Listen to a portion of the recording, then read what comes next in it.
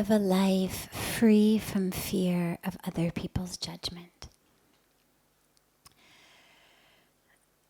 The first thing that we do, and this is just sequential, not hierarchical. So when I say the first thing, I don't necessarily mean the most important thing, but the first sequentially. The first thing that you do is you recognize that no matter what you do, there will be people who will judge you. There will be people who will judge you negatively. Doesn't matter what you do. There are very few givens in the world. One of the givens is, no matter what you do, there will be people who will judge you badly for it. Welcome to the world. Now, that doesn't mean that because everything that you do has something that's inherently bad and certain people are seeing it. It's because everybody is seeing the world with their own glasses, their own filter. You know, when we learn to read and write in school, we're given these stencils. You know, when I had to learn how to write the alphabet, you're given these plastic stencils that have like cutouts of A and cutouts of B. And you'd put the stencil on the paper, and with our crayons or colored pencils, you'd literally just color in the empty spot, and then you'd pick up the stencil, and you had an A. Or you'd color in the space for B, and you'd pick up the stencil, there was a B. Well, it didn't matter if you colored all over that plastic. If it was a stencil of A, you couldn't get anything but A. Because everything else was covered. The only part that was empty was A. You could color all over the place. But when you pulled up that plastic, all that was going to show was A. Now, this is how people move through the world. We've got these stencils, literally these filters, that we wear based on our whole karmic package. Call it some past life stuff if you believe in past lives. Call it just childhood stuff if you don't. But it's everything up to this present moment. It's our, what you could call sanskaras. Our patterning. Mostly impacted by our family of origin. Mostly impacted by the first 10 years of our life. With some impacts from other things as well, but the primary manufacturer of the stencil that you're going to go through the world with, until and unless you do a lot of work, spiritual work, psychological work, is going to be the first decade of life. Now, you're going through the world with the stencil. Now, if my stencil is A, you could be singing alphabet soup. You could be doing the whole alphabet, the most beautiful rendition of the entire alphabet. But I'm only going to hear A. That's all I've got.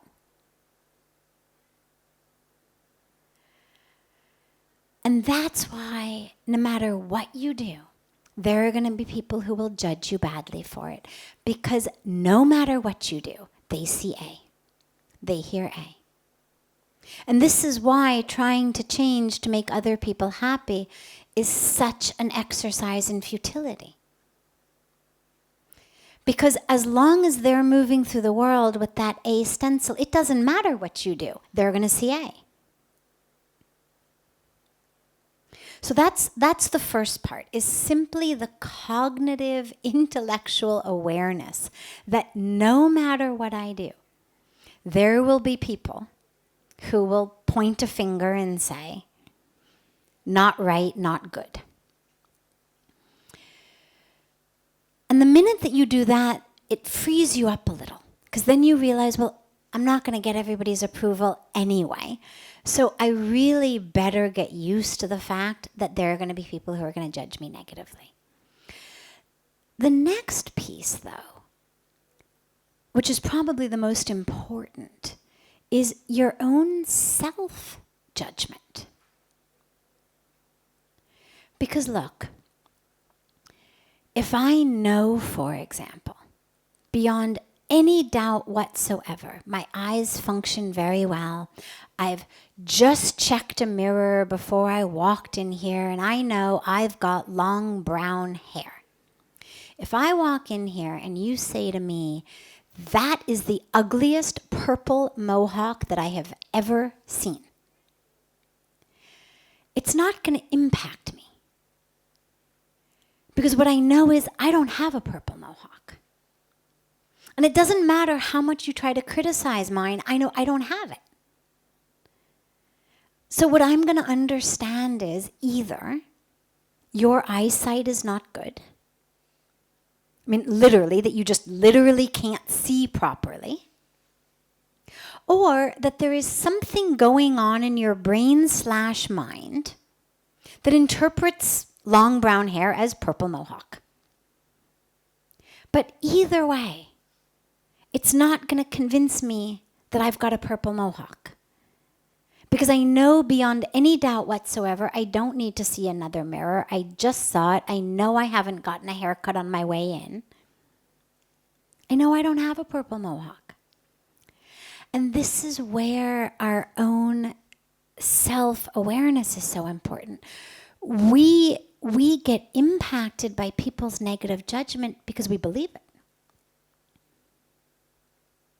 I thought I had long brown hair. You tell me I've got a purple, really ugly purple mohawk.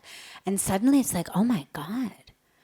And I want to hide my head and I should get out of here. My God, because I don't know myself. And so the key really is getting your assessment of yourself to be clear enough, grounded enough, honest enough.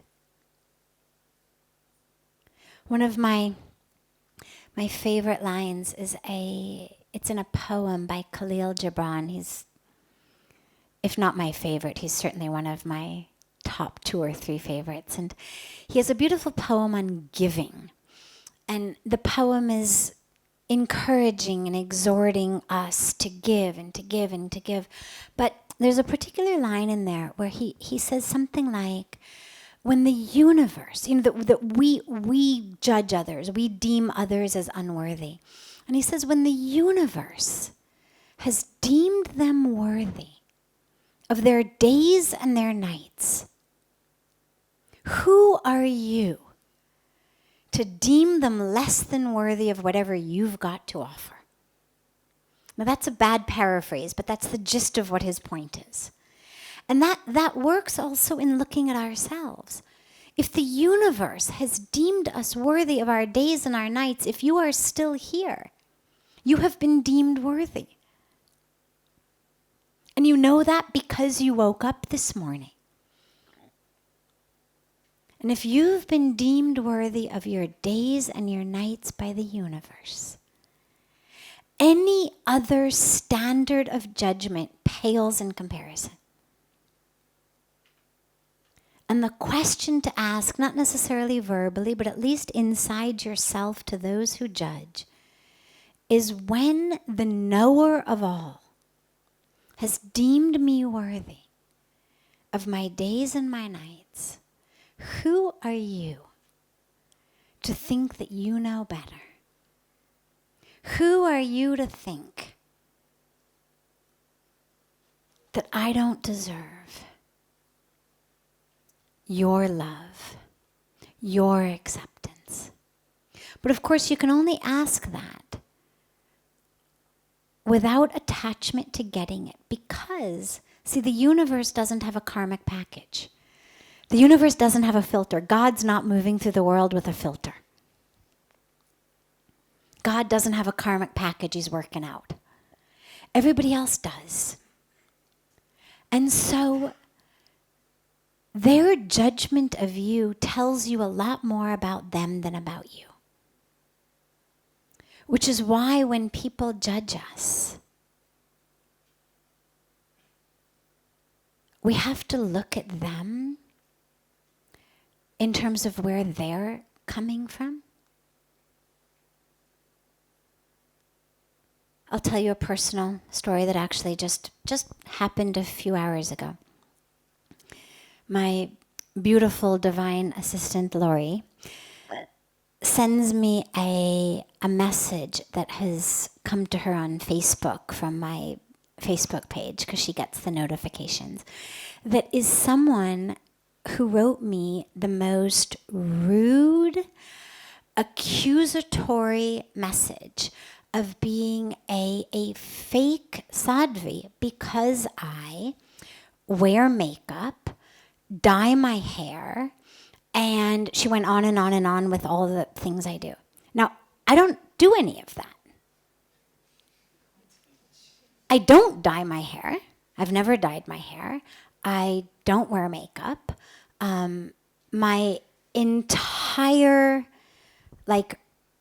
regime, includes chapstick and tilak, basically. But nonetheless, I get literally assaulted, accosted sort of via the internet, not with a question, not with wondering, but literally with an accusation for sort of how dare I pretend to be spiritual while I am falsely beautifying the body. Now, clearly, that falls in the purple mohawk category. Meaning, I know I don't do those things, but it tells you a lot more about the person who's saying it than about me. I didn't have to stop and think, my God, do I? I know I don't. It didn't make me feel any less real or legitimate or valid just because somebody has accused me of not being it due to things that I don't do. But this is how most of judgment works. We judge others based on our stencils. And this is where it helps to simply understand, okay, whoever's doing the judgment has their own karmic package. That's for them. What can I do? I can have compassion for them. If I can't have compassion, at least I can have pity. I'll move toward compassion, but pity is pretty much easy for us to do. Begin with pity, move to compassion. Move to empathy. We've all made false judgments. No one here has never judged anyone. But we don't allow it to paralyze us. Because what we know is no matter what you do, people are going to judge. As I was reminded of today. Doesn't matter what you do. People will judge. So you have a responsibility to you and to your life and to your unfoldment, your moving into what you are here for. And yeah, people will judge. And the tragedy is the more real you become, this is the irony, the more real you become, the more honest you become, the more courageous you become, the more people will judge. Curl up in a corner and whimper, people will love you. Oh, no, you're wonderful, really, you're wonderful, it's okay, here, have a biscuit.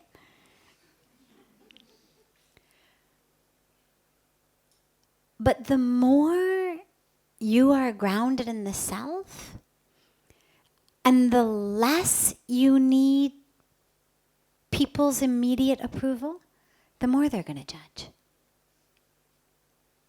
And that's just part of the leela of perhaps living in Kali Yuga, or perhaps just being a human, or whatever it is, it exists.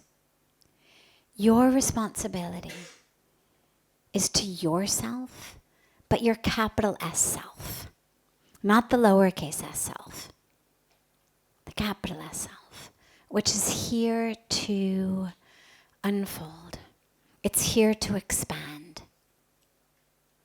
Not by getting more and more degrees, not by getting a better and better job, not by acquiring more and more things, but to expand in its consciousness, to expand in its love, to expand in its awareness. That's what you're here for. And so every time you allow yourself to contract out of fear, you're saying no to the universe. And so you need to make a commitment to say yes. But to do so with such grounding. And this is not arrogance. See, this is what people will point a finger and say, look, he's become really arrogant. This is not arrogance. You have been created by God. Thinking that God is perfect is not arrogant. Thinking that we are fully worthy of our existence doesn't mean we don't have faults. Of course we have faults. We all have egos. The egos, we act in ways that aren't right. We all go to sleep some nights and think, oh my God, how did I say that today? We all pray for strength tomorrow to not make those mistakes again. That's part of being human. Again, remember, God is perfect. If he had wanted us to be perfect, I believe he would have made us that way. Which means that even in our imperfections, we're perfect. Even in working through our imperfections, there's a perfection in that.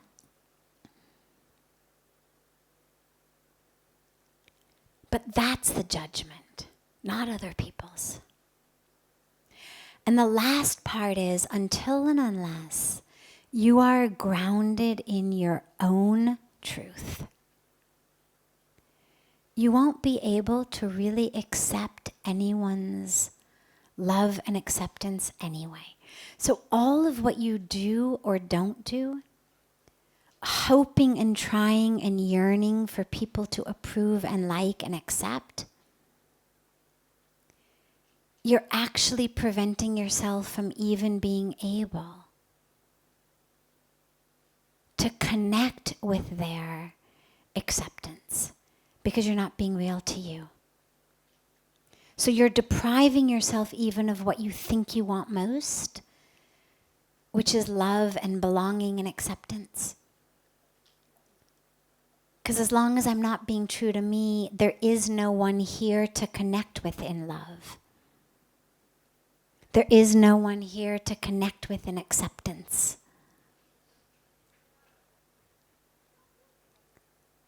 First, I have to accept. First, I have to belong to me in me. Only then I can belong to you. Only then I can accept you and allow you to accept me. Only then we can come together in love.